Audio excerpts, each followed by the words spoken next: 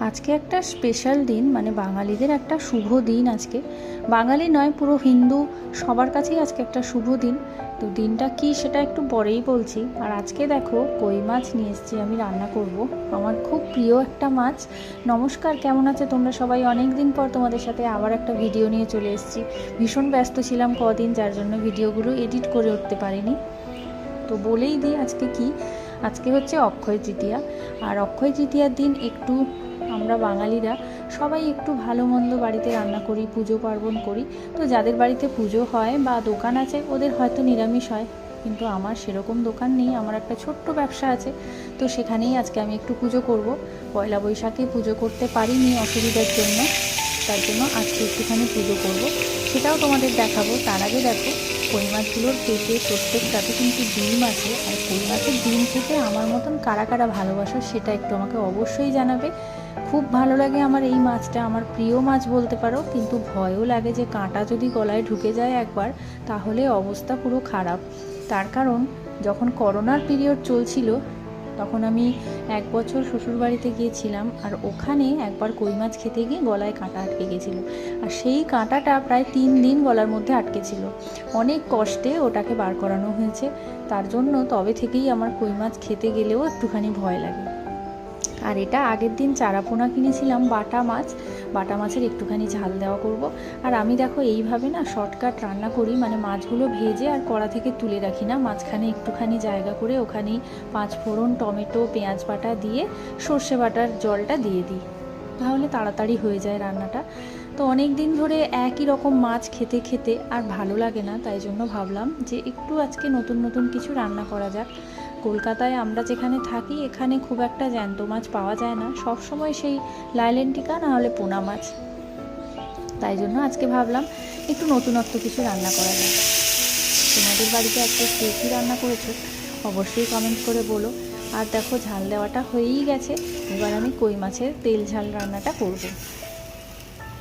এখন এত গরম পড়েছে, একটু হালকা ফুলকা খাবার খেতে সবারই ভালো লাগে, কিন্তু আজকের আমার রান্নাগুলো হালকা ফুলকা মোটেই না।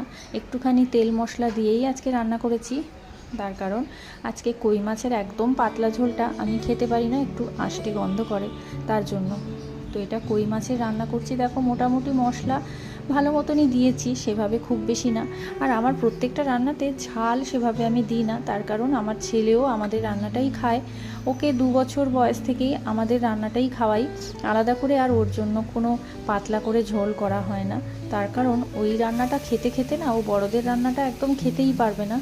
তাই জন্য আমাদের যে রান্নাটা হয় ওকে ওই রান্নাটাই খাওয়াই, আর সব রকমের সবজি আনাজ সব কিছুই খাওয়াই, যার জন্য আর এতটা অসুবিধা হয় না।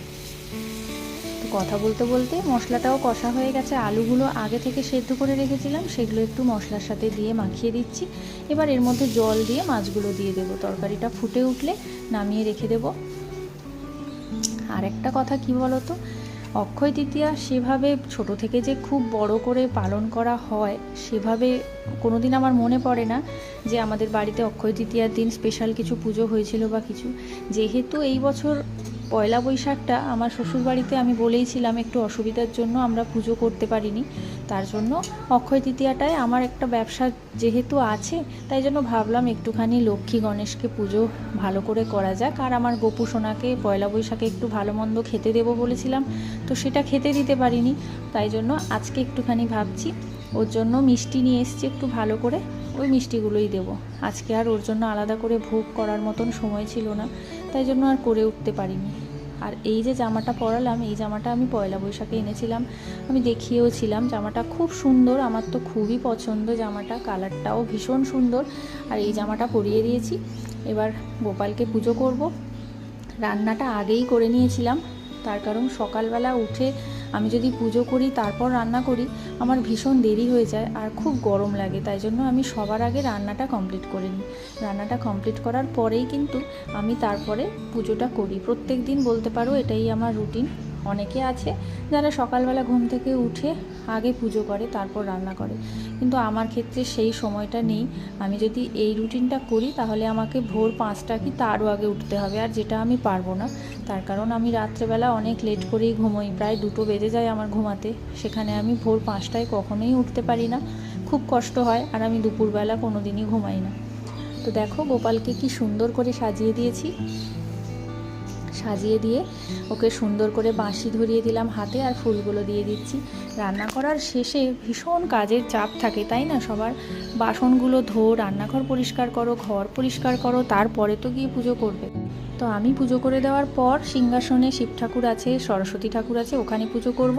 আর এখানে আমার ছেলেকে বললাম একটুখানি তুই ধূপ আর একটু ফুল দিয়ে দে। তার কারণ আমার ছেলেকে আমি একটুখানি পুজোর কাছে মাঝে মধ্যেই বলি করে দিতে, যেহেতু বড় হচ্ছে আস্তে আস্তে, তাহলে এই অভ্যেসটা থেকে যাবে। তা না হলে আমরা বেশিরভাগ বাঙালিদের ঘরেই দেখতে পাই যে মেয়েরা বা মায়েরা সবসময় পুজো পার্বণ এইসব করে, ছেলেরা পুজোর কাছে আসেই না। কিন্তু আমার মনে হয় পুজোটা ছেলে মেয়ে নির্বিশেষে না করে সবারই করা উচিত। তো চলো, পুজো পার্বণও আমার হয়ে গেছে কমপ্লিট। আর এই ভিডিওটা কেমন লাগলো অবশ্যই জানাবে। যদি ভালো লাগে একটুখানি লাইক করে দিও, শেয়ার করে দিও, কমেন্ট করে দিও, কে কোথা থেকে দেখছো অবশ্যই বলো। সবাই ভালো থেকো। নেক্সট একটা ভিডিওতে আবার তোমাদের সাথে দেখা হবে, ততক্ষণের জন্য টাটা।